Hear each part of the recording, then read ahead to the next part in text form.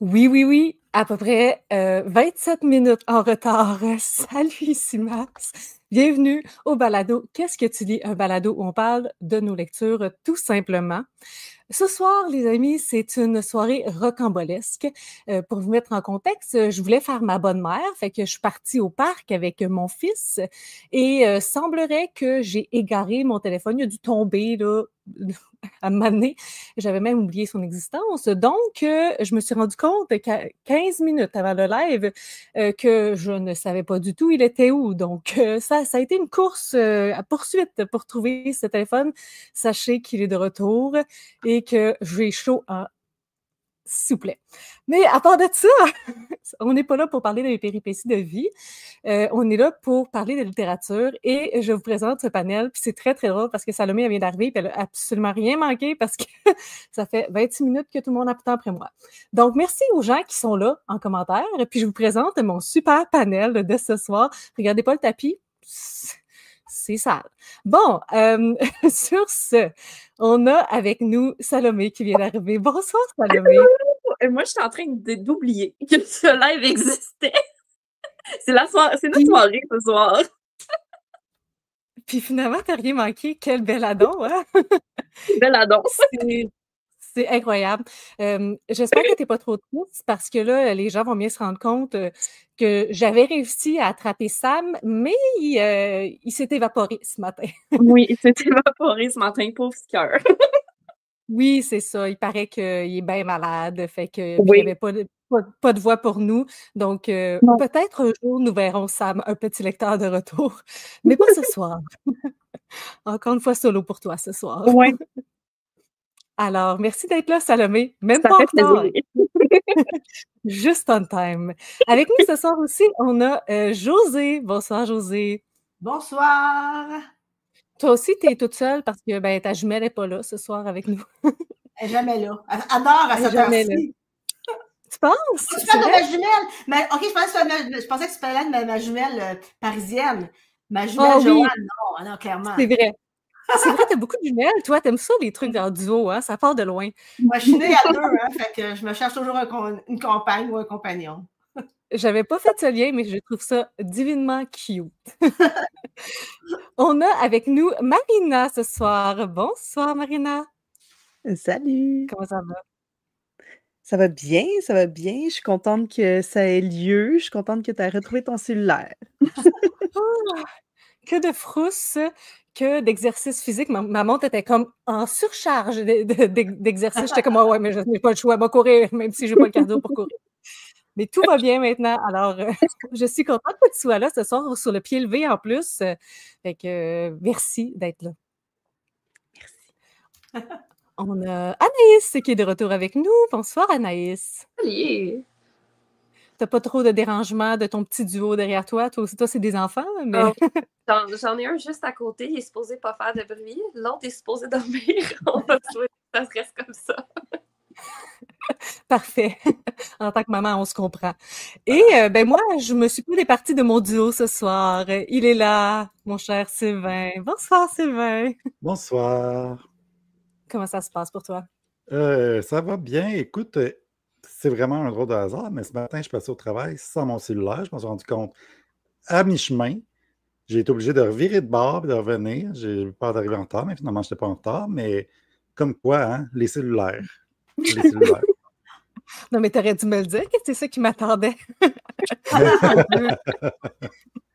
Oh mon Dieu. Bon, ben. On est vraiment connectés, là. Tellement connectés qu'on en perd la connexion. Oh, pas tout pour Voilà. Wow! C'était magnifique. Je m'attends à rien de mieux ce soir, les amis. Puis on a Caroline Sarah qui est avec nous. Allô, Caroline! Bonne soirée. OK. Là, mes chers amis, comme d'habitude, on se fait un premier tour. Je vous demande qu'est-ce que vous êtes en train de lire. Puis on a un deuxième petit sujet par la suite qui va être, je crois, bien intéressant. Donc, je commence en ordre. Dis-moi, Salomé, qu'est-ce que tu lis? Ben moi, en ce moment, c'est vraiment une lecture en cours. Je l'ai commencé pour le 12 août, puis j'ai pas pu la finir, mais c'est Presse du de Valérie Chevalier et Mathieu Simard.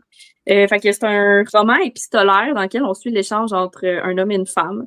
Puis j'imagine que se développe une romance-ish, mais pas tant que ça. C'est surtout comme une amitié qui se développe. Ouais, étonnamment. Mais j'ai l'impression que ça va amener éventuellement vers de l'amour, mais pour le moment, c'est plus dans l'amitié. Fait que pour vrai, j'aime vraiment beaucoup. Il y a des passages qui étaient plus raides que ce que j'aurais cru. Honnêtement, là, je m'attendais pas à ça. Moi, je m'attendais à quelque chose de tout léger sur le bord de la piscine, pas compliqué. Puis finalement, genre, j'étais comme, OK, ça, c'est raide, là. Tu sais, il y a eu des petites mentions de comme de mort de nourrissons et tout. Puis là, j'étais comme, attendez une minute, j'étais pas prête pour ça. Mais c'est vraiment bon, c'est vraiment bien écrit. Les personnages sont super bien développés. Puis, tu sais, je sais pas s'ils ont tout écrit à 4 mains ou s'ils ont fait genre, tu sais, mettons, Mathieu avait le personnage masculin, puis oui, c'est ça, Valérie, le personnage féminin. Mais dans tous les cas, c'est très, très bien écrit. Puis comme on sent qu'il y a comme une cohésion, que c'est quand même comme... En tout cas, c'est bien fait. J'adore. J'adore ma lecture. Je suis comme à la moitié à peu près, là. Mais j'ai juste hâte de le continuer. Cool. Est-ce que tu avais déjà lu un ou l'autre des auteurs? Valérie Chevalier, oui, il y a quelques années, j'avais lu Les Petites Tempêtes, La théorie du drap contour. Comment ça? J'avais lu elle. Mais ça fait un bon 2-3 ans là, que je l'avais lu, fait que de me remettre dedans, j'étais plus habituée. Puis Mathieu Simard, c'est ta première fois? Oui, c'est ma première lecture. Je suis pas mal sûre de lui. Cool. Est-ce qu'il y a d'autres gens qui l'ont lu après Jus?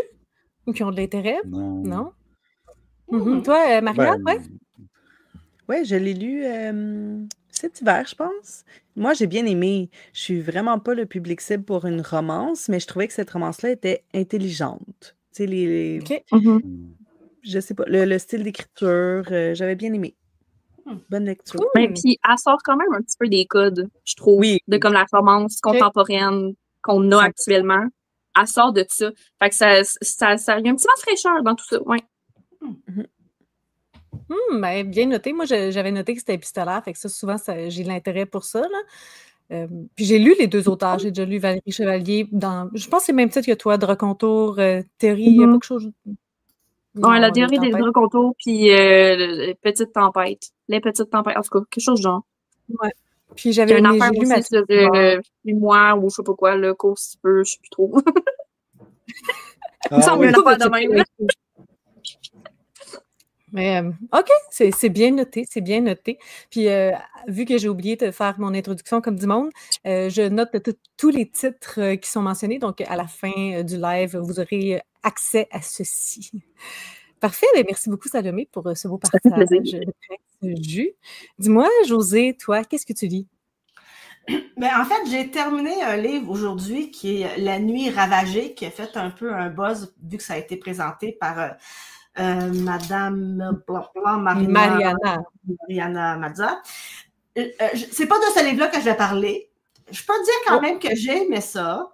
La fin, c'est pas mon univers vraiment, mais j'ai eu du fun à le lire. Puis quand vous l'aurez lu, Sylvain, puis Maps, puis les autres, moi, j'ai eu comme des bouts où j'ai eu l'impression de lire un peu le livre de Bret Easton Ellis avec sa gang d'ados. Mais Sylvain aime ça. Ben là... Ben, écoute, c'est un ressenti. Est-ce que mon ressenti est juste valable et réel ou si c'est dans ma tête que je me suis inventé ça? Mais j'ai vraiment eu un peu ce feeling-là. Sauf qu'à un moment donné, il y a comme dans ce livre, il y a un point de bascule dans La nuit ravagée que là, on est complètement ailleurs. Mais l'espèce de dynamique entre les jeunes, ça se passe dans les années 90 alors que le livre de Easton Ellis se passe dans les années 80. Fait qu'on n'est pas tout à fait dans la même décennie. Mais le ressenti que j'ai eu ressemble à ça. Je peux vous assurer que dans la dernière partie, la toute dernière, je vous dirais les 30 dernières pages, je lisais à peu près 14 mots par page. Je me disais, sont-ils encore rendus dans cet esprit-là? Puis je passais. Fait que si vous le lisez, dites-moi exactement si j'ai bien compris la fin, parce qu'à 14 mots par page, je me suis peut-être inventé une fin qui n'existe pas, mais en tout cas... Ça s'appelle lire en diagonale, ça. Oui. Mais en fait, c'est même pas par diagonale, c'est vraiment comme quelques points, tu sais, pour m'assurer qu'on est encore dans cet univers-là. Fait que j'ai vraiment beaucoup aimé la première portion. Puis quand on embarque dans le vif du sujet, en fait, qui est de la nuit ravagée avec la maison de l'horreur, moi, j'avoue que ça me plaît moins. Mais c'est pas de ce livre-là que je vais vous parler, même si je vous en ai parlé quand même pendant. Wow. Premièrement, je veux dire que la fin que tu n'es pas sûr d'avoir compris, c'est tellement Bret Easton Ellis. Puis deuxièmement, ce livre-là a passé de « je ne sais même pas qu'il existe » à « c'est ma prochaine lecture ». C'est comme, c'est quoi?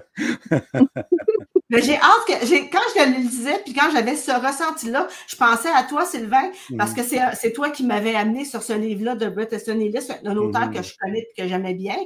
Puis j'ai vraiment eu ce feeling-là. Mais j'ai hâte qu'on me valide ou qu'on me mette dans le champ. Puis j'ai pas de problème. Là. Si jamais je suis la seule lectrice au monde qui a eu ce ressenti-là, on va vivre avec ça. Vraiment, j'arrive avec ça. Tu peux compter sur moi dans les deux cas. La fin, en fait, si je ne l'ai pas vraiment compris, je pense que la fin est comprenable. C'est que moi, j'ai tellement morcelé la fin de ma lecture que ça m'intéressait moins rendu là. Okay. Puis l'abandon, c'était pas d'implant? Ouais, écoute, il me restait 30 pages, tu sais, fait que j'ai plutôt tenté d'avoir une lecture par point. Je suis quand même pas mal certaine de ma shot, là, tu sais, ce serait très étonnant que je sois des années-lumière de la conclusion réelle, mais j'ai quand même, les 30 dernières pages, pour moi, n'étaient pas du tout intéressantes. Mon titre de lectrice, puis ce type de lecture-là, ça se regarde, puis ça se dit, coudonc, on va se séparer, nous deux. Mais je reviens sur c'est pas ce livre-là que je vais vous parler. Je vais vous parler d'un auteur que j'aime bien, puis que, encore une fois, mon Dieu, Sylvain, tu vas penser que tu es mon idole aujourd'hui, c'est quand même vrai. Tu m'avais fait découvrir Philippe Claudel avec Unimel. Moi, m'avait vraiment catapulté sur une autre planète que j'avais beaucoup aimé. Puis, j'avais hâte de lire son autre livre qui s'appelle Wanted. J'en reviens pas que tu as lu ça avant moi. Bon, j'ai hâte que tu le lises. Moi, là, ceux qui connaissent mon genre de passion littéraire, là, à part la littérature italienne, j'aime beaucoup les dystopies et j'aime beaucoup les biofictionnels. Et Wanted, dans le fond, c'est une dystopie, mais c'est une dystopie qui se passe hier ou demain matin. Fait que ça la rend encore plus épeurante. Quand j'ai commencé ce livre-là, je souriais. Et rapidement, je souriais plus pantoute. J'étais vraiment absolument terrorisée. Je vous raconte un peu c'est quoi le thème. Ça se passe dans le bureau ovale avec notre ami Trump et Elon Musk avec son 15e enfant sur lui. Il les caricature, mais à peine. Puis Elon a une super de bonne idée pour régler la paix dans le monde. En fait, il offre 1 milliard de dollars américains, évidemment, à la personne qui va tuer, peuvent à l'appui, Poutine. Fait que c'est comme ça que ça commence.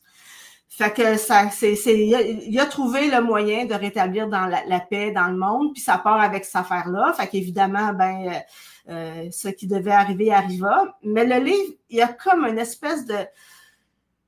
Où je vous dis que c'est vraiment terrorisant, c'est que ces êtres-là sont dépeints de façon très caricaturale, mais aussi vraiment vrai. Puis moi, Trump, je l'entends en anglais, puis de le lire en français avec sa vulgarité, avec... il est encore plus dégueulasse pour moi. Tu sais, je l'entends en anglais, évidemment, comme tout le monde, mais de le lire comme si c'était sa langue, le français, avec la façon qu'il interprète le monde, la façon qu'il interprète les gens, sa façon de parler, il est tellement atroce. Puis Elon Musk t'as l'impression que c'est un être abject dans la vie. Là, j'ai vraiment un espèce d'éditorial politique, mais dans le livre, c'est absolument épouvantable.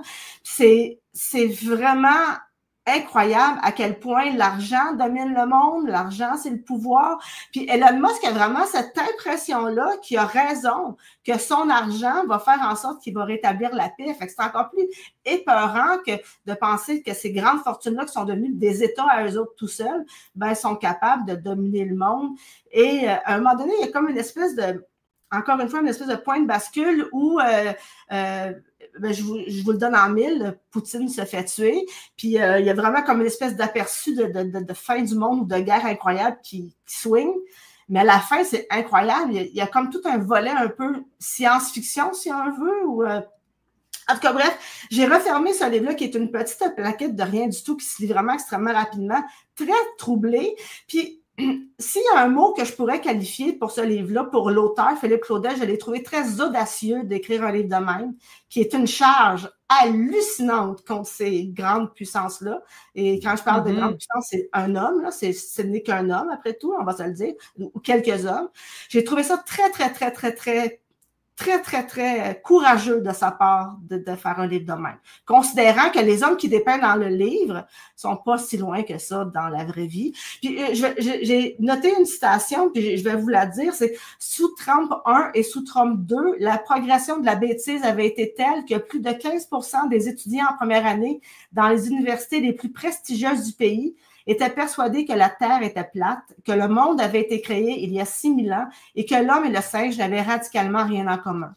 Ce pourcentage de la population globale montait à des hauteurs indécentes. Le reste du monde n'était pas épargné tant les idées et les attitudes de Trump avaient de quoi séduire les plus crétins et de les conforter dans le fait qu'une opinion pouvait équivaloir à un savoir. » Non, mais tu sais, comment je l'aime, comment tu peux lire ça? Là, je m'excuse, la citation était quasiment un paragraphe, mais comment tu peux lire ça en se disant « Hop la vie! » C'est un livre que j'ai commencé avec un sourire. Je peux vous assurer que le sourire a tombé rapidement. Puis il va m'habiter pendant un bon moment. Cette petite plaquette va m'habiter pendant un bon moment. Et j'espère, je souhaite que c'est vraiment juste de la fiction. Franchement, je vous encourage vraiment à lire ce livre. Puis effectivement, cher Philippe Claudel, puis moi, ça me donne le goût de traverser sa bibliographie d'un bout à l'autre. D'ailleurs, c'est dans ma palle. Et voilà la lecture que j'ai faite de quelques jours. Ce soir, Josée est encore dans sa couleur. Josée lit des lectures joyeuses. Effectivement. Mais joyeuse, mais je te dirais, joyeuse, pas joyeuse, mais nécessaire. Non. Ouais. Mais j'aimerais ça que les gens qui le lisent aillent... Moi, je suis comme dans la chambre à écho pour cet auteur-là, pour ce livre-là. Fait que je suis partie avec une vision du monde, avec une vision de ces gens-là. Ça l'a pas changé. J'aimerais que ce livre-là aille dans d'autres tables où les gens auraient peut-être le goût d'avoir envie de pas accorder toute leur confiance dans ces êtres-là. Fait que je suis le public cible, mais j'aimerais mieux qu'il y ait d'autres personnes qui ne le soient pas, qui embrassent ce livre-là. Mais j'ai pas beaucoup d'espoir. Mais ces gens-là ne lisent pas. C'est ça, c'est pour ça que je dis ça. C'est un beau souhait. On va essayer de prier pour que ça arrive. Ouais. Exactement. C'est là que je m'en vais. Ben, merci beaucoup, Josée, pour ton partage. Merci.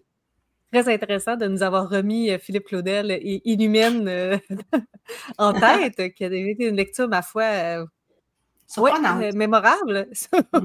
Surprenant. Puis là, vu que ce soir, semblerait que tu es très attaché à Sylvain, on va y aller avec Sylvain. Dis-moi, Sylvain, qu'est-ce que tu lis? Moi, je vais vous parler d'un seul livre aujourd'hui. C'est une grande lecture. C'est un livre qui me touche. C'est La fille de la foudre de Gabrielle Bouliane-Tremblay. Je suis en train de lire ça. J'en suis à 138 pages et je pense que c'est mon coup de cœur de l'année. Oh wow! J'aime tellement ça. Là, en ce moment, avec le travail, je suis vraiment surchargé. J'arrive à la maison, je crash, j'ai pas d'énergie. Et pourtant, chaque fois que j'ai l'occasion de plonger le nez dedans, de regarder juste, lire quelques pages, c'est toujours de la beauté, c'est toujours... ça me donne vraiment...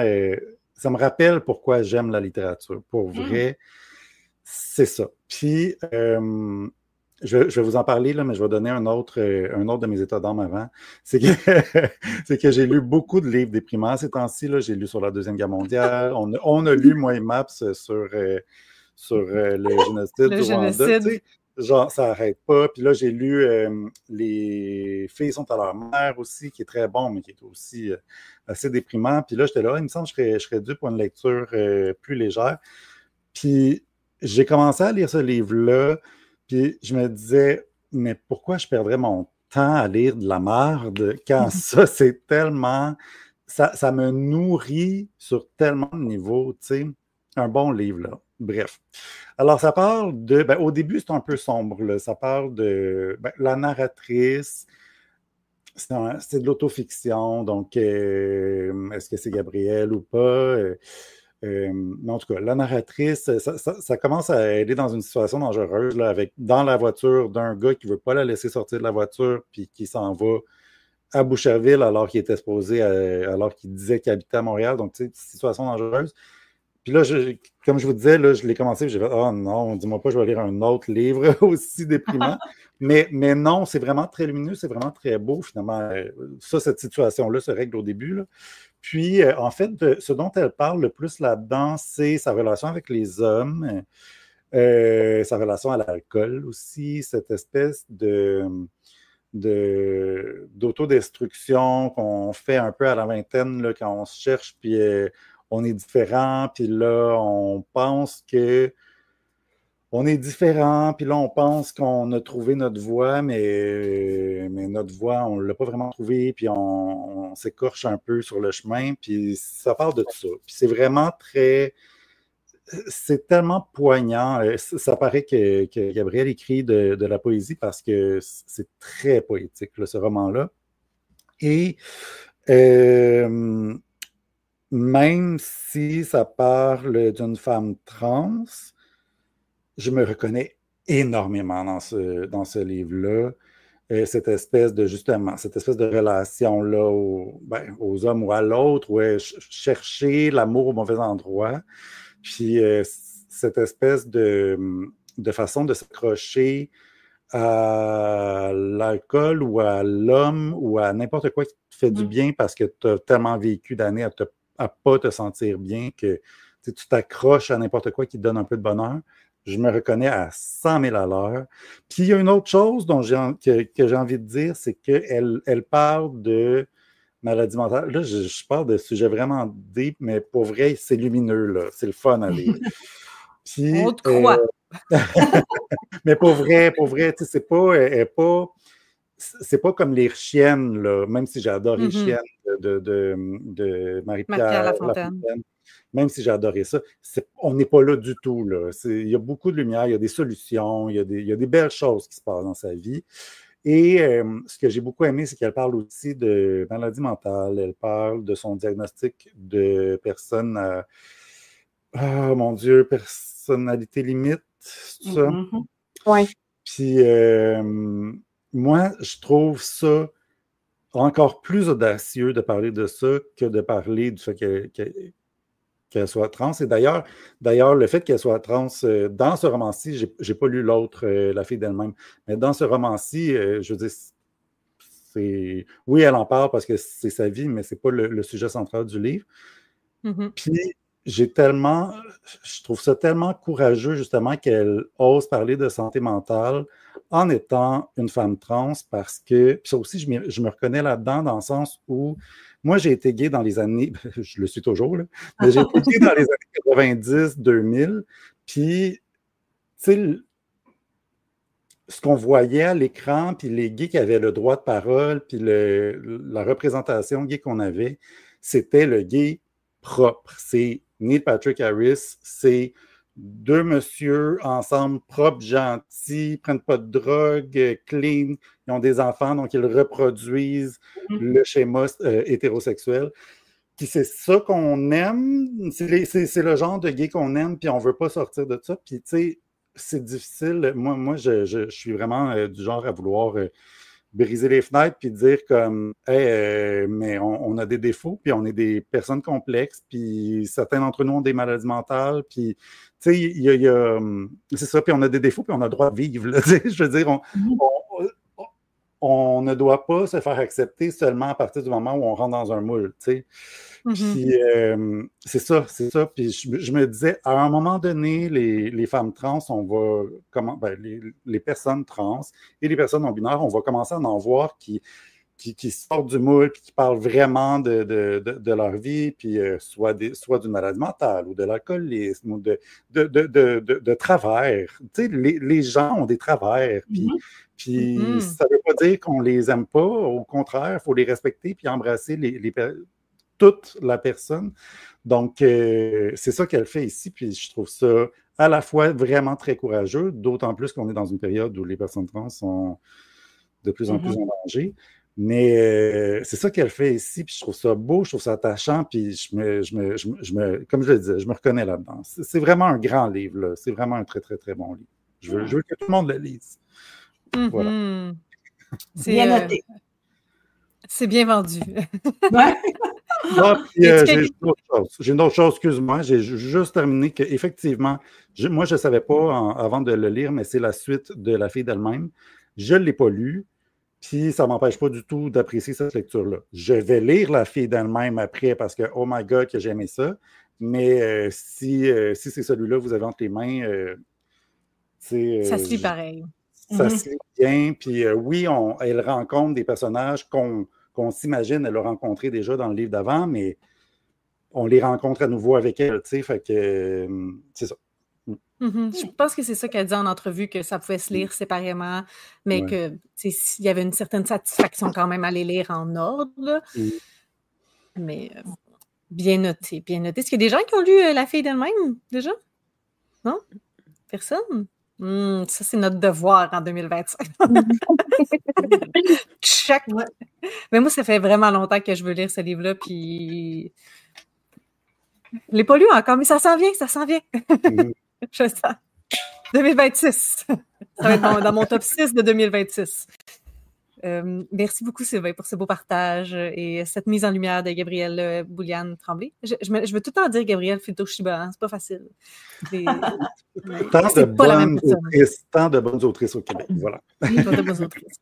Je l'avais vue, Gabrielle Bouliane-Tremblay, dans un cabaret queer l'année passée, puis j'avais vraiment été renversée. Je pense qu'elle avait lu des extraits de La fille d'elle-même, puis depuis 7 ans, je suis sous le charme de cette personne. Donc, moi, j'avais lu son recueil de poésie qui s'appelait Les secrets de l'origami. Moi, ça m'avait jeté à terre. Là. Ça, c'est, même si vous ne lisez pas de poésie, là, c'est très fort. Là. C'est vraiment très bon. C'est vrai. Alors, merci beaucoup, Sylvain. Dis-moi, Anaïs, qu'est-ce que tu lis? Oui. Moi, ce qui a le plus attiré mon attention dernièrement, ça a été mes lectures en audio. Donc, moi, je suis de fantasy science-fiction et en audio, j'aime les belles grosses briques, les audios de 22 heures. C'est ce que j'aime le plus. Donc, j'ai lu le livre qui refusait de brûler de Mark Lawrence. C'est le premier tome d'une trilogie. Il y en a 2 qui sont sortis en français jusqu'à maintenant. C'était vraiment excellent. Pour ceux qui ont lu The Starless Sea ou La mer sans étoiles, ça me faisait beaucoup penser à ce livre-là. Puis ça, c'est un livre qui a été très apprécié là, des lecteurs. Donc, pour ceux peut-être qui connaissent. Mais on est dans une bibliothèque. Fait que la bibliothèque, dans le fond, c'est quand même assez complexe au final, mais on se laisse porter. On comprend facilement. C'est pas un livre qui est difficile à comprendre, mais on suit 2 personnages qui, bon, évidemment, se rencontrent à un moment donné. Mais le temps est bizarre dans la bibliothèque. Fait qu'on sait même pas qui est à quelle époque. C'est pas... en fait, c'est la Terre, parce qu'il y a des indices qui nous disent que c'est notre planète, mais dans un univers tellement loin que notre époque a été oubliée depuis très longtemps. Il y a une révélation à un moment donné, et wow, je l'avais pas vu venir du tout. L'auteur a vraiment très bien fait ça. Ça change la perspective complètement. Donc, c'est vraiment un livre que j'ai apprécié. Le deuxième, je suis en train de le lire. Là, j'ai presque fini. Il me reste, je pense, 2 heures du livre audio. Je l'ai en papier, fait que je peux vous le montrer. Ça s'appelle La Guilde des Ombres. Donc, c'est le premier tome. Donc, c'est Anna Triss. Je pense que c'est une autrice francophone, mais je ne suis pas sûre à 100% parce que c'est Plume Blanche. Puis, je pense qu'elle est francophone. C'est un livre de fantasy, encore une fois. C'est une guilde d'assassins et on suit un personnage qui est une jeune fille qui est recrutée. Mais il y a de la magie, il y a des dragons, il y a de la magie. Et elle est recrutée parce qu'elle a un pouvoir. Et là, on suit dans le fond tout son apprentissage. Il y a 6 tomes. En fait, c'est 3 tomes séparés en 2 parties, donc 6 livres.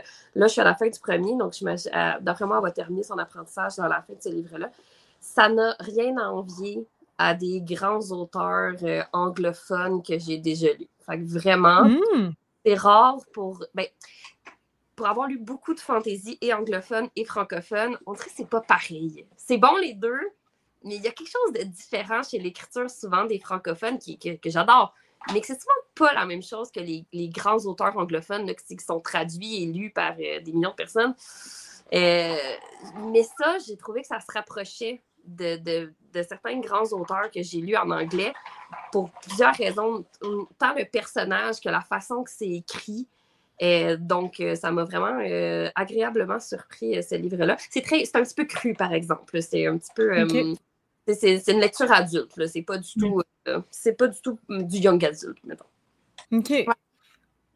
Ouais, mais merci beaucoup pour tes recommandations de fantasy. D'ailleurs, ça me rappelle que quelqu'un m'a demandé de faire un épisode spécial science-fiction fantasy. Fait que moi te rappeler un beau jour, mais que j'appelle que je lis ça. C'est là. J'étais comme ouf, ok, oui, j'en lis une fois par année. Fait que on va choisir notre mois ensemble. Merci. En tout cas, ça fait quand même de la variété parce que bon, il y a sûrement des gens qui lisent différents styles. Fait que c'est très précieux que tu sois là ce soir, Anaïs. Et ton retour, d'ailleurs, je m'en suis pas rendu compte. À un moment donné, je parlais avec Sous le ciel, puis j'étais comme ça fait longtemps. J'ai pas entendu parler d'Anaïs, tu sais, au chapitre. T'étais comme ouais, moi aussi. Puis genre la journée d'après, t'es comme salut, ça fait 1 an, j'étais pas là. J'étais comme oh my God! Qu'est-ce que c'est? J'ai eu un creux, j'ai commencé à faire du coloriage, ça a pris tout mon temps. Mais là, je suis revenue, là, j'essaie de me laisser du temps pour différents loisirs, là, mais oui, là, je pense que je suis revenue pour vrai, là, mais on va voir là, sur le compte Instagram et TikTok de quoi ça a l'air, mais je recommence à lire pour vrai. Sans pression, sans pression. Avec une belle palle de 426 livres? Oui, exactement. Exactement. Wow. C'est magnifique. J'aime tout. Merci, Anaïs. Marina, dis-moi, qu'est-ce que tu lis? Oui. Moi, j'ai fini un livre aujourd'hui même. Donc, je vais vous parler de celui-là. Je lis toujours 2 livres en même temps, mais celui sur ma liseuse, c'était Wayward de Emilia Hart. J'ai tout adoré. J'ai fini aujourd'hui. Et dans le fond, on suit 3 femmes à différentes époques qui sont dans la même lignée familiale. Et puis, on suit la première. Ça commence à son procès de sorcière en 1600. Et puis, dans le fond, les 2 autres personnages qui sont dans les années 1940 et une autre de nos jours, sont de sa lignée familiale, finalement. Puis, c'est super bon. Chacune des personnages ont des péripéties pas très joyeuses, mais j'ai trouvé que c'était... Tu sais, elles réagissaient toutes avec force. C'était vraiment inspirant. Puis, les personnages masculins sont, pour la majorité, vraiment exécrables dans ce livre. Et donc, c'était un livre assez, tu sais, féministe, très, tu sais, power féminin. J'ai beaucoup aimé, avec un petit peu de magie, très peu. Je vous en dis pas plus pour ça. Fait que... ça, c'est le premier livre, en tout cas, je l'ai fini aujourd'hui, que j'ai beaucoup aimé. Puis l'autre, tu vas rire, Maps, mais je continue ma lecture de Les Déterrés, que j'ai commencé en avril. Ouais. Je l'ai mis de côté parce que, puis c'est pas parce que c'est pas bon, c'est vraiment bon, mais c'est quand même ardu. C'est une lecture qui demande beaucoup de concentration. Il y a beaucoup de personnages. J'étais comme pas dans le mood de tout le temps depuis avril, mais là, je me suis remis dedans, là, puis j'ai recommencé en plus, tu sais, j'ai recommencé des passages parce que là, j'avais trop perdu, mais là, je suis confiante, là je vais le continuer parce que, pour vrai, c'est super bon, puis je veux pas le DNF, là, tu sais, je l'aime, c'est juste que ça me prend plus de temps, mettons. Ouais, pour la petite explication, Les Déterrés, c'est un roman qui a été publié cette année, puis je regardais, tu sais, on reçoit des commentaires pour les livres qui ont été publiés cette année, puis il n'y en avait pas pour Les Déterrés. Puis Les Déterrés, c'est la maison d'édition Mémoire d'Encrier, qui est une maison d'édition que j'estime beaucoup. Donc, au mois d'avril, je suis comme « Hey, gang, y a-tu des gens que ça leur tente de lire Les Déterrés? » Malheureusement, c'est une énorme brique, puis je suis pas sûre que sur les genre 10 personnes qu'on était, que la moitié qui l'ont terminé. C'est pas une lecture très facile. Moi-même, je me suis forcée. Donc, malheureusement, ça n'a pas été... Moi, j'étais supposée participer et finalement, je ne l'ai même pas, genre, commencer parce que, la fin de session est arrivée puis j'ai pogné un esti de mur. Ouais. Mais aussi parce que, juste comme je voyais les commentaires qui rentraient dans le groupe de discussion puis j'étais comme, mais je vais pas survivre à cette lecture-là. Fait que j'ai juste comme laissé ma réservation passer puis j'ai fait à la bibliothèque, j'ai fait, ça va être correct. Ouais, c'est ça. Moi, j'ai eu un point quand même, étrangement, là, tu sais, je suis une des premières à abandonner assez rapidement, mais là, j'étais un petit peu orgueilleuse parce que c'était comme mon idée. Mais il y a eu un point au milieu, là, où il y a le personnage d'Inès que j'ai beaucoup aimé, puis ça m'a vraiment raccroché, mais ouais, c'était très ardu. Donc, désolée à tout le monde qui l'ont lu, et désolée à toi, Marina, même si tu sembles apprécier. Je persévère. Je trouve pas ça mauvais, je trouve ça bon, puis je trouve ça intéressant parce que je connais rien à l'histoire de l'Algérie. Fait que c'est intéressant. Mais ça demande du travail, tu sais, c'est pas une lecture pour les paresseux. Qui est mon genre. Ben, merci pour ce retour dans le passé, dans mes regrets. Alors, moi, en fait, en ce moment, je suis dans 2 lectures. J'ai une lecture à l'audio, puis une lecture en papier que, bon, j'ai laissée en haut avec toutes mes péripéties. Et étrangement, j'ai réalisé qu'ils ont énormément de similitudes. On est dans la famille, on est dans le déracinement, on est dans la recherche d'identité. Donc, en audio, je suis en train d'écouter La banalité d'un tir. Là, l'autrice, là, mon téléphone, il est pas disponible. Mais la banalité d'un tir, c'était vraiment intéressant la prémisse parce que l'autrice, elle nous raconte, puis c'est marqué aussi dans le livre, elle nous dit que son père il était colombien, puis il a disparu. Puis qu'est-ce que ça veut dire en Colombie disparu? Ça veut dire qu'il a été enlevé, puis ben, tu sais, il y a eu un règlement de compte ou quoi que ce soit, on le retrouvera jamais. Puis ce qu'elle mentionne, c'est que ce qui est difficile avec la disparition, c'est qu'il n'y a pas de corps, puis que le deuil est difficile à faire. Donc, elle a comme traficoté une histoire qui parle de tout ça. Donc, on retourne dans le temps, on rencontre ses grands-parents, on rencontre ses parents, la réalité familiale, le papa qui vivait en Colombie, il a déménagé au Québec, mais je pense avant, en tout cas, ils ont déménagé ensemble, ils ont passé 25 ans au Québec, puis finalement, lorsqu'il est retourné en Colombie, ben là, c'est là qu'il a disparu. Donc, on est dans cette histoire-là, ma foi, super intéressante, avec des enjeux de couple, avec des enjeux aussi d'identité, parce que ben, la jeune fille, Anna, ben, elle parle comme avec un accent colombien, puis là, elle arrive ici, puis les enfants sont méchants, puis elle ressemble pas à tout le monde, elle a des traits différents. Donc, il y a tout ça, puis le fait qu'elle a habité un petit peu en Colombie, son identité, tu sais, qu'est-ce que c'est exactement. Je trouve ça vraiment intéressant, c'est super bien écrit. Donc ça, je le conseille, là, c'est sur la plateforme audio de... Oui, c'est ça, en audio, sur la plateforme audio. Vraiment super bon. Puis l'autre roman que j'ai commencé hier... Et là, mon Ninou, là, à toutes les fois, j'oublie comment ça se dit. C'est le nouveau Naomi Fontaine. Je pense que c'est Égate, ne flanche pas. Et c'est vraiment étrange parce qu'il y a beaucoup de similitudes dans ce roman-là. Naomi Fontaine, elle a fait l'exercice d'aller discuter avec les anciens de son clan. Puis, elle cherchait en fait des grandes histoires, des héros et tout ça, de la grande résistance. Puis au fur et à mesure qu'elle a jasé avec les plus anciens, elle s'est rendue compte que en fait, ce qu'elle voulait raconter ou ce qu'eux lui racontaient, c'était le tout petit. Donc, les petites victoires, les petits héros du quotidien. Donc, elle nous part avec l'histoire de sa famille, qui est quand même une histoire assez bouleversante. Sa mère qui a élevé ses trois enfants de manière monoparentale parce que son père est décédé à 25 ans d'un accident. Donc, puis là, tu sais, à cette époque, on se rappelle qu'il y a eu les réserves qui ont été mises en place, il y a eu les pensionnats. Donc, sa mère, elle a vécu tout ça. Puis, il y a forcément perte un petit peu d'identité, perte des repères culturels. Oui, je suis Inou, mais j'ai pas le droit de parler ma langue, j'ai pas le droit de... Tu sais, je connais pas ma culture, mes traditions et tout ça. Donc, c'est pour ça que je trouve ça drôle. Il y a comme une certaine similitude dans les deux histoires. C'est tellement bien écrit. Chaque chapitre est un peu comme une nouvelle parce que ce sont différents personnages de la communauté, ce qui aurait pu être vraiment rebutant pour moi. Mais je trouve qu'en très peu de mots, on s'attache aux personnages qu'on découvre.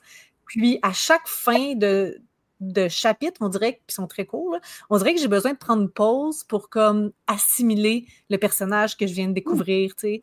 Donc, vraiment, c'est super bien écrit. Moi, j'ai tout lu de Naomi Fontaine, mais celui-là, je trouve qu'il vient encore plus chercher. C'est pas nécessairement nouveau. Il y a un passage que j'ai lu qui me faisait penser à un ouvrage de Coucou de Michel Jean, entre autres. On reparle quand même de la même chose des pensionnats, des réalités autochtones.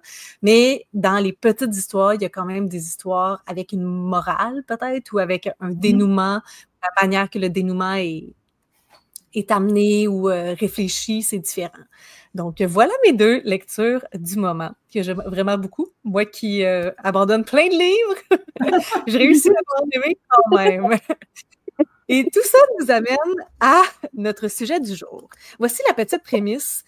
Au mois de juin, j'ai abandonné genre 8 livres. Puis, sur les réseaux sociaux, j'ai tendance à dire lorsque je termine un livre, mais aussi lorsque je les abandonne. Puis, j'ai senti que le fait que j'abandonnais beaucoup de livres, ça dérangeait un peu les gens. Dérange, c'est peut-être un peu gros mot, mais il y a une couple de personnes qui m'ont écrit genre « T'en finis-tu des livres? » J'étais comme « C'est une drôle de question. » Parce que j'étais comme « Ben, si tu me suis un peu, tu sais que j'en finis. » Mais tu sais, en quoi ça choque les gens que comme je termine pas des livres? Tu sais, en quoi c'est dérangeant? Tu sais, je dis pas qu'il est mauvais, je dis rien là, sur mon Instagram, je vais juste dire bah, j'ai décidé de l'abandonner.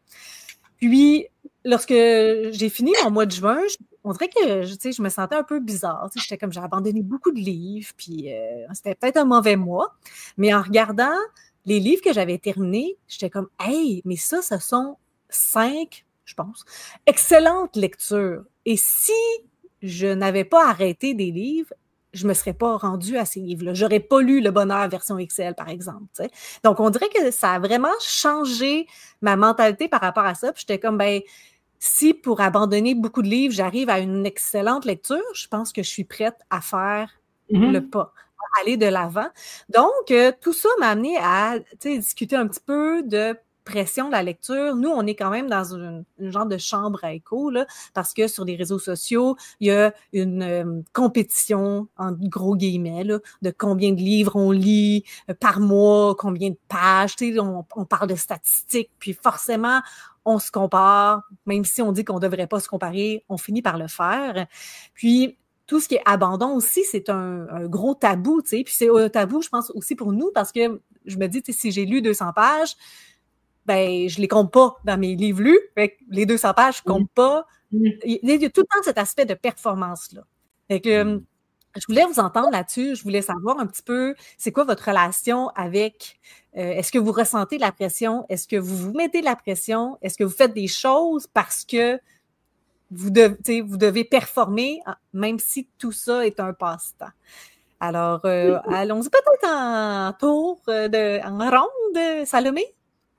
Bien, parfait. Je réfléchissais en même temps parce que, bon, on s'entend, j'avais oublié que je devais être là ici ce soir. Donc, j'ai pas préparé la question.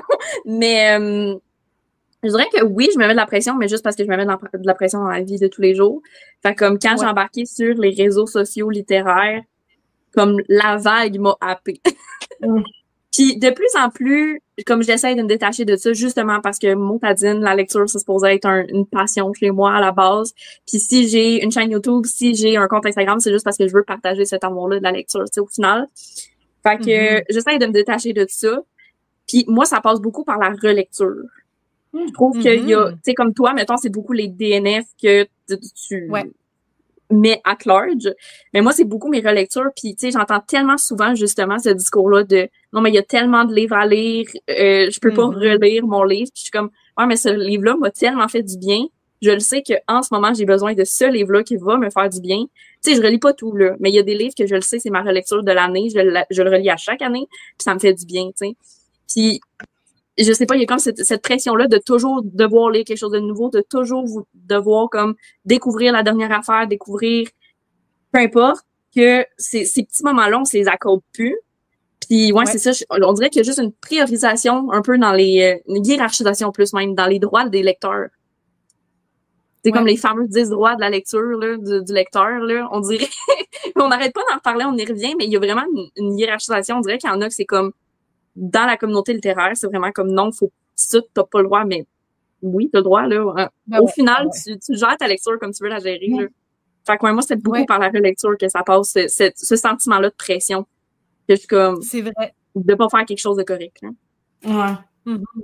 Oui, c'est un discours qui a beaucoup, ça, c'est vrai, Oui. de comme on perd tout le temps à relire quelque chose alors qu'il y a tellement de livres à découvrir, qui est aussi, tu sais, tout dans la mentalité, dans le sens, c'est comme relire un livre que tu as aimé, te garantit presque à 100% d'aimer le livre que tu as aimé, tu sais. Donc, si c'est ça l'objectif, c'est d'avoir du plaisir, ben, honte Mais c'est y ça, aller exactement. Ben, tu sais, ça m'est arrivé, là, j'ai un vlog lecture très précis qui me vient en tête où j'ai relu un livre que j'avais lu en secondaire 3. Puis ça a été un échec, là. Genre, j'étais comme, j'aurais pas dû le relire, là. Mon souvenir était 1000 fois meilleur que ce que le livre est aujourd'hui dans mes nouveaux yeux. Mais ça reste que la majorité du temps, soit je vais un peu revivre les émotions de comme la première fois où je l'ai vu, où je l'ai lu. Puis en fait, c'est ces émotions-là que je recherche plus que est-ce que le livre est encore aussi bon ou est-ce que ça me dérange pas qu'il soit plus aussi bon dans mes yeux d'aujourd'hui. C'est que un peu de revivre ce souvenir-là, ce sentiment-là qui me fait du bien au final, tu sais, bien souvent. Fait que ouais, j'ai une petite relecture annuelle. Puis là, cette année, je les ai pas tant faites. En fait, j'en ai fait aucune et ça me perturbe. Je suis comme, j'ai pas fait mes rituels encore cette année. Il y a quelque chose qui ne fonctionne pas. C'est ton wake-up call, là.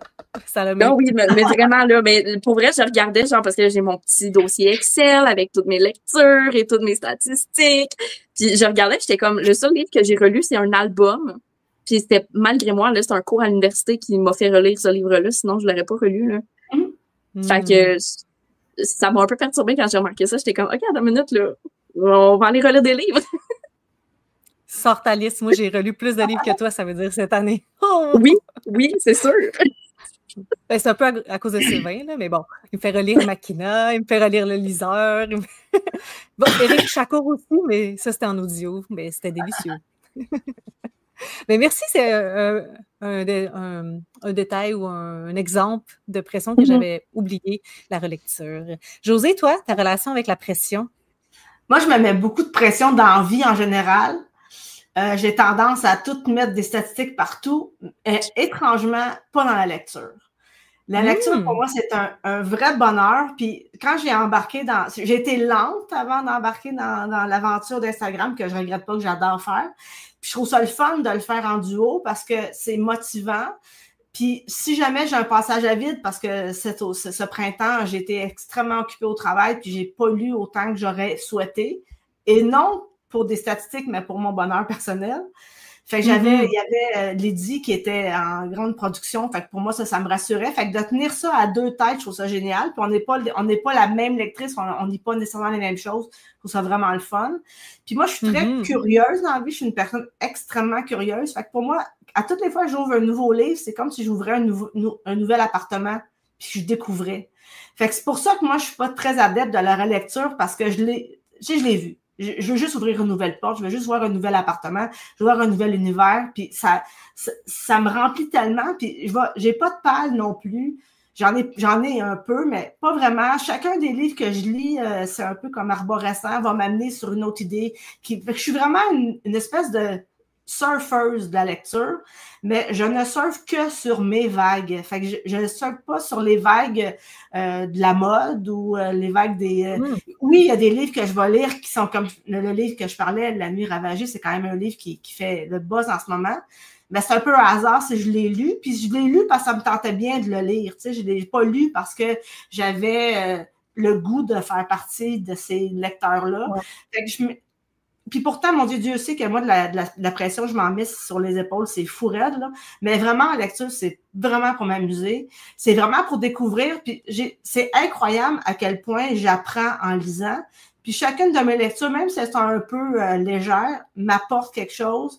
Puis cette nouvelle information-là que j'ai captée, va me permettre d'aller explorer d'autres affaires. Puis pour moi, c'est tellement le fun, là. C'est pour ça que je lis, moi. Je lis parce que... Puis des fois, je lis du dur, des fois, je lis du mou, des fois, je lis du doux, des fois, je lis du raide. Mais je lis vraiment pour que, quand j'ai terminé ce livre-là, je ne sois plus tout à fait la même personne. Il y a quelque chose en moi qui a débloqué. Puis vraiment, c'est vraiment extrêmement personnel. Puis si je peux le partager via mon Instagram, puis parce que je jase de littérature avec des gens, parce que j'adore ça, je pense que ça paraît, là. Mais ça n'a jamais de volonté de faire partie nécessairement d'un grand courant. C'est juste je m'accroche, je surfe, j'ai du fun, je m'amuse. Puis c'est le fun parce que la lecture a toujours fait partie de ma vie. La lecture et la musique a toujours fait partie de ma vie. C'est la première fois où je le partage autant. Ça, pour moi, je trouve ça génial. Puis il y a quand même une ouverture, tu sais, on lit pas les mêmes choses, mais on a tous la même passion. Puis moi, je veux garder ce côté-là un peu enfantin. Puis tant que je vais avoir ce petit côté-là, José 5 ans qui lit, qui découvre puis qui s'amuse, ben la lecture va faire partie de ma vie. Puis je suis contente quand je lis plein de livres dans une année. Je suis contente. Mais si c'est pas ça, ben c'est parfait. Aussi, tu sais. Parce que si je me mets à jouer cette boucle-là, ben la pression que je m'impose dans ma vie de tous les jours va embarquer dans ce champ-là. Puis ça, je refuse, là, tu sais, je ferme la porte. Là. Puis si jamais ça devient trop dur, ben il n'y en aura plus pantoute de statistiques. Là. Il n'y en aura plus de comptage de livres. Là. Ça va être juste, j'enchaîne mes lectures et c'est tout. Peu importe le nombre, peu importe... parce que c'est plate que... Puis là, je me parle à moi-même. Là, ça serait vraiment dommage que cette passion-là devienne un emploi. J'en ai déjà un job. Ouais. Ouais, mais parfois, tu sais, c'est un peu insidieux, là, comment ça se passe. Moi, quelque chose qui m'a vraiment beaucoup aidé, là, parce que je suis sur Goodreads, mais beaucoup plus pour un journal personnel, parce que j'aime, tu sais, noter, mais pas noter, mais écrire rapidement mon impression à chaud. Puis ça fait 2 années que je mets plus de défis Goodreads, puis je sais même plus combien de livres que je lis à partir de ça. Tu sais, je rentre sur mon Excel, puis c'est comme, c'est tout ce qui est important. Ça m'a tellement soulagée, là. Ouais. Comme, tu sais, je lis parce que j'ai envie de lire, parce qu'il y a des livres qui sont là que je veux lire, puis j'abandonne lorsque je veux abandonner. Puis je relis si ça me tente de relire. Mais ça m'a énormément soulagée. Ça, c'était vraiment une pression très insidieuse qui était tout le temps comme « Hey, salut, t'as 100 livres à lire aujourd'hui? Cette année? » Tu sais, puis malgré tout, tu sais, ça me grugeait beaucoup, ça. Fait que... mais bravo, ta zénitude. Ben, écoute, puis des fois, quand que je sens ce bouillonnement-là, je ferme la porte. Puis moi, fermer un livre puis de l'abandonner, ça fait partie des avantages d'un lecteur.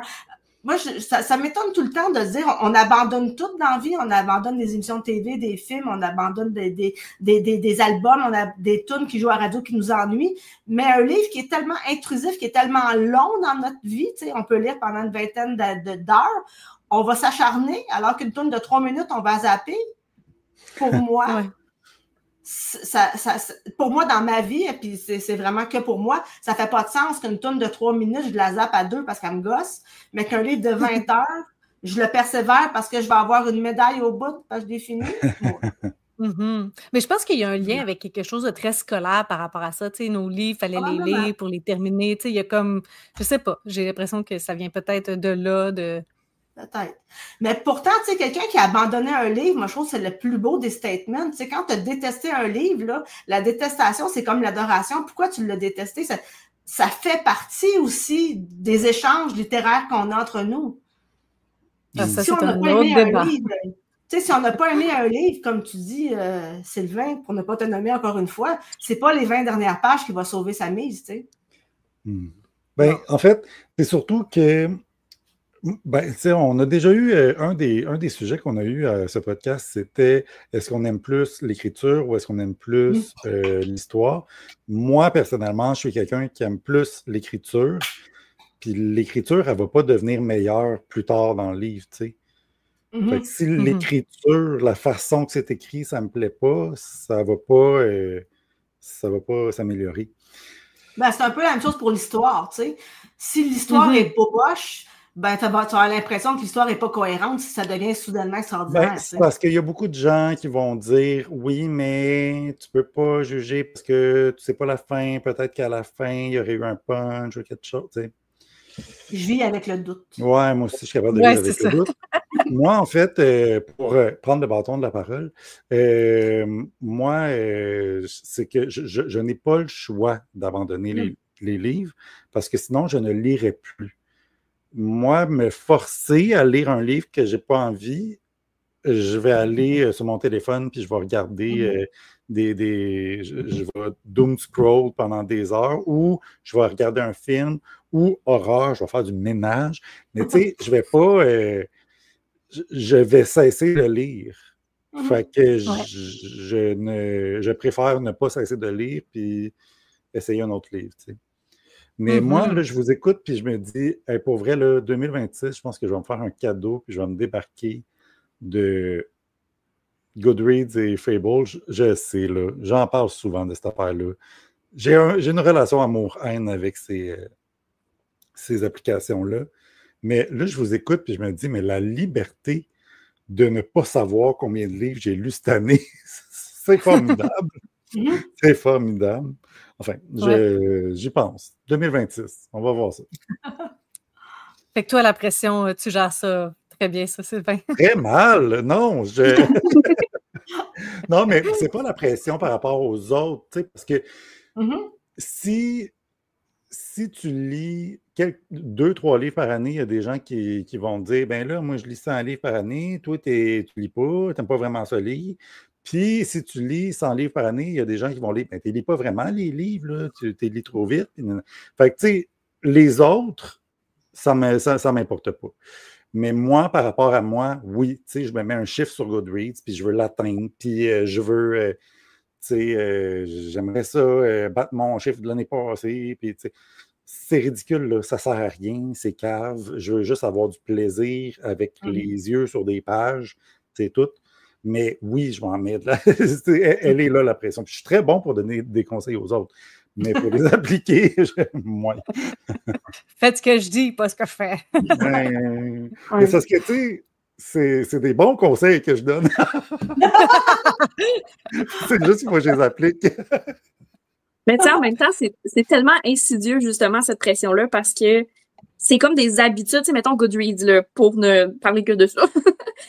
C'est des habitudes que, comme communauté littéraire, on a créées, mais que finalement, après ça, c'est toi, avec toi-même, que tu mets ta pression tout seul de ton côté. Tu sais, comme, oui, il y a une pression qui vient des réseaux sociaux, entre guillemets, mais c'est vraiment beaucoup plus facile de se détacher de la pression vis-à-vis des autres sur les réseaux que de se détacher de ta pression, genre, toi, avec toi-même, justement, comme tu disais, Sylvain, tu sais, moi, c'est avec le nombre de pages, là. Cette année, j'ai tellement lu d'albums, là, que j'ai comme le même nombre de livres que l'année passée lus, mais moitié moins de pages, là, facile.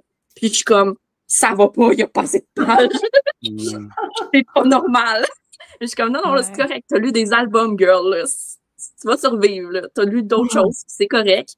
Mais c'est ça, tu sais, c'est cette pression-là c'est ça qui est juste super insidieuse au final, là. Et je pense que c'est aussi de faire partir d'un mouvement, tu sais, comme faire partie de tout, tu sais, comme annonce ton Goodreads challenge, fait que là, tout le monde fait ça, fait que tu sais, si tu le fais pas, tu te sens un peu out. Tu sais, les statistiques de la fin d'année, lorsque tout le monde passe les statistiques, ben si t'es fait pas, tu te sens un peu out, tu sais, il y a comme tout ça aussi, là, de faire partie d'un tout. Fait que, vive la pression. Anaïs, toi, comment tu te sens par rapport à la pression de lecture? Oui, moi, je suis pas sur Goodreads. Moi, je me suis inscrite en 2011 sur Booknode. Et je suis là depuis ce temps-là. Alors, j'ai mes statistiques de tous les livres que j'ai lus depuis 2011. Et ben, moi, je me fixe pas de nombre de livres parce que si je regarde ça, là, ben, j'ai des années où j'en ai lu 40, puis il y en a des années où j'en ai lu 230. Fait que, tu sais, je peux pas me fixer un objectif parce que l'année où j'ai fait 230, ben, j'étais en congé de maternité, j'ai lu sur ma liseuse toute l'année. C'est pas vrai que je vais me mettre comme objectif. Ça va comme ça vient, puis je fais pas, je suis pas déçue à la fin de l'année si j'en ai lu moins que l'année passée, vraiment pas.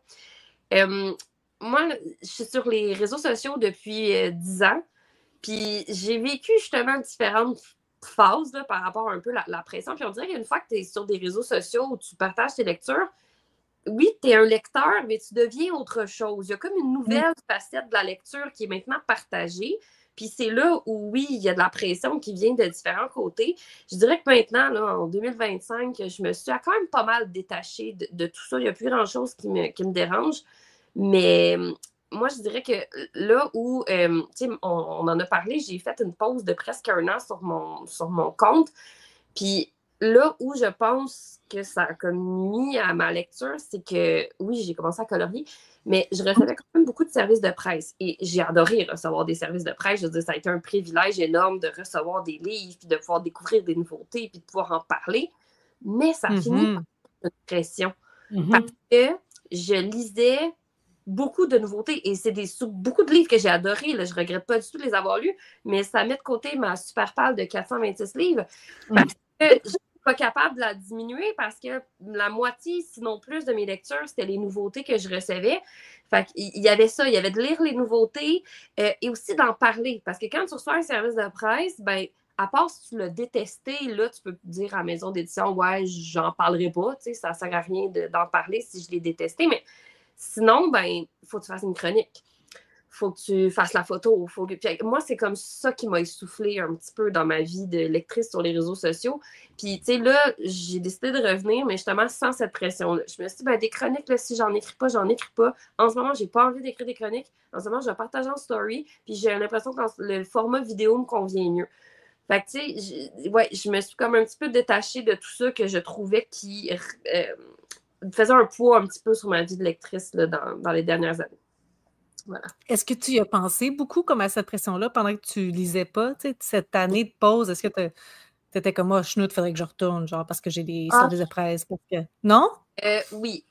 C'était pas ma vie de lectrice qui me dérangeait, mais oui, parce que là, parce que le temps que j'arrête, ben, tu sais, je savais pas que j'allais arrêter. À un moment donné, ça a ralenti. Puis là, je continuais. Fait que, tu sais, j'en ai une pile de services de presse que j'ai pas lu, que ça fait 6 mois, 1 an.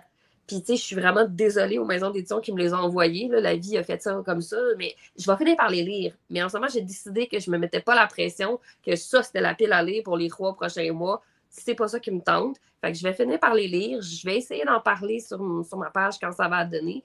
Mais oui, je me sentais un petit... En fait, c'est plutôt de se sentir mal parce qu'il y a une édition qui a payé pour un envoi pour me donner ça. Fait que c'était plus ça que je me sentais mal.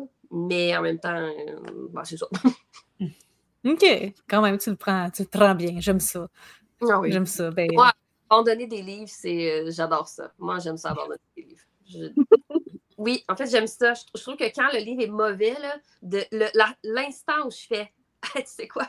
Non! » Libération. Moi, puis une fois que j'ai un doute, mettons, là, je suis rendue à la page 50, je suis comme un petit chapitre de plus. Ah non, c'est sûr. Dès que le doute est semé, moi, c'est fini. Ça vient pas. Wow! Une grande sage des abandons. J'aime ça. Moi, je suis pas à ce point-là. Moi, non, il y a un petit processus. mais maintenant, je trouve ça libérateur quand même. Lorsque je décide de finir, je suis comme, on se reverra plus jamais. Mais je prends des notes, j'aime ça. Marina, toi, ta pression par rapport à la lecture, est-ce que tu en as une? Oh mon Dieu, vous êtes vraiment bons et bonnes. Moi, je suis pourrie, j'ai énormément de pression. Je me la mets à moi toute seule. Là. Mais tu sais, j'ai un défi Goodreads que je me suis mis, mais j'en ai un secret dans ma tête que je veux dépasser. Tu sais, c'est terrible. Là. Je suis en compétition avec moi-même, ça n'a pas de bon sens. Puis, tu sais, une des choses que je fais beaucoup, c'est de mettre des livres en pause. Comme les livres que je suis en train de lire sur Goodreads, je pense que j'en ai 6. Clairement, je lis pas 6 livres en même temps. C'est que je les ai mis en pause depuis des mois et des mois. Puis ça, je pense que ça me gruge d'avoir des livres commencés. Puis je suis comme, je veux les finir, mais là, je suis pas dans le mood, mais je les aime, mais je veux continuer. J'ai tellement de pression. Comme les déterrés. Oui, entre autres, les déterrés. J'ai aussi un livre de Gabrielle Roy, je me souviens plus c'est lequel, mais je l'ai commencé, c'est ridicule, là. Je l'ai commencé avant les déterrés, tu sais. Je l'ai pas fini encore parce que je suis comme pas dans le mood pour lire ça, puis je veux pas, tu sais, c'est pas que je les aime pas, fait que je les DNF pas, tu sais, j'ai abandonné juste 2 livres depuis le début de l'année, puis j'étais très contente de les abandonner, là. Ça prend beaucoup de temps, tu sais, c'est quand même 250 pages que tu as lues, puis tu es comme « il me reste la moitié, mais je l'abandonne quand même. » Moi, ça me gruge quand même, mais je suis contente de les abandonner. Là. Quand c'est pas bon, c'est pas bon. Faut l'assumer. Mais oui, j'ai beaucoup de pression.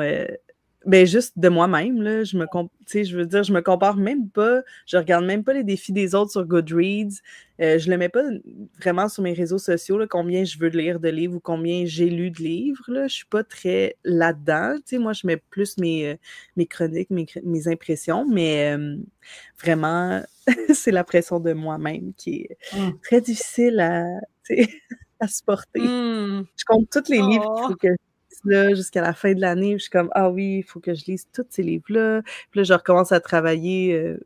En tout cas, Bref, je vais survivre. Puis je vais peut-être prendre conseil sur vous et ne pas me mettre de défi pour l'année prochaine. Je pense que je pourrais faire un petit désintox. Oui. Sois bienveillante pour toi. Oui. De toi à toi. Oui, je pense que c'est... En tout cas, pour moi, ça a été Les vraiment... autres le sont, hein? Oui, c'est ça, les autres. Ben, les autres le sont, les autres lecteurs le sont par rapport à toi. Ben oui. Peut-être qu'en 2026, la sagesse va m'accueillir. On se fait une société secrète des lectures secrètes. Oui. Mais pas de défi secret, là. Pas de défi secret, pas de défi secret. Non, pas de défi secret. Le temps passe, puis on a commencé tard, donc je vais rapper ça dans pas long. Mais on a quelques commentaires que je voulais prendre à la suite. On a Not Your Business. Perso, je n'abandonne pas de livres, je les garde pour plus tard. Par exemple, j'avais acheté la saga Les Fourmis de Bernard Werber, commencé, abandonné à 15 ans, lu à 29 ans. C'est audacieux. C'est audacieux. C'est mon genre. De naître et de décéder. Magali, en tant que pas influenceuse pantoute, si j'embarque pas, je flush. Mais ça, c'est pas de pression, donc ça, c'est super. Kim, la relecture est un plaisir sous-estimé qu'on devrait s'accorder plus souvent. J'embarque là-dedans. Not Your Business. Concernant la relecture, je relis seulement mes 4-5 préférés tous les 3-4 ans. Sinon, j'évite, surtout si j'avais eu une bonne expérience la première fois pour ne pas gâcher mon souvenir. Oui, ça dépend, ça fait combien de temps tu l'as lu. Ça, c'est ma jauge. Tu sais, comme moi, mes amours de jeunesse, là, moi, laissé sur mon... J'ai fait l'expérience. Non, c'est ça. J'avais essayé de relire Le Royaume de mon père, tu sais, puis j'étais comme, c'est tellement cute l'histoire. Puis là, finalement, je suis comme, ils ont un bon gap d'âge. Hey, jeune! Fait que moi, je m'a laissé ça dans mes souvenirs. Lisez ce que vous avez lu il y a 2-3 ans. Ça, c'est plus safe que genre 10-15 ans. Moi, j'utilise Babelio, mais j'ajoute seulement les livres que j'ai fini de lire. Je n'utilise pas les outils comme les notes ou les listes. Ça aide beaucoup à diminuer la pression. Et on a une question, mais on ne la fera pas aujourd'hui parce que ça fait déjà une heure qu'on a, mais je la garde en tête. Pas sûr qu'on a déjà parlé de tout ça.